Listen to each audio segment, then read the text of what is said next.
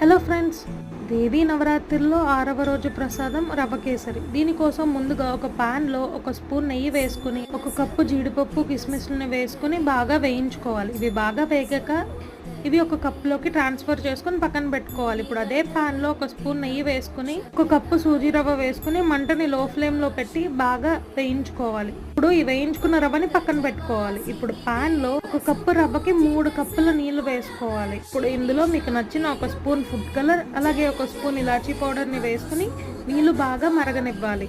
నీళ్లు బాగా మరిగాక మనం వేయించి పెట్టుకున్న రవ్వని వేసి దగ్గర పడేదాకా బాగా కుక్ చేసుకోవాలి. ఇప్పుడు 1.5 కప్పు షుగర్ వేసుకుని బాగా కుక్ చేసుకున్న తర్వాత పైన మరి కాస్త నెయ్యిని వేసుకుని మనం ఫ్రై చేసి పెట్టుకున్న డ్రై ఫ్రూట్స్ని కూడా వేసుకుని ఇలా కలుపుకుంటే ఎంతో టేస్టీగా రవ్వ కేసరి రెడీ. ఈ దేవీ నవరాత్రి మీ అందరికీ చాలా హ్యాపీనెస్ని తీసుకురావాలని మనస్ఫూర్తిగా కోరుకుంటున్నాను. Bye bye.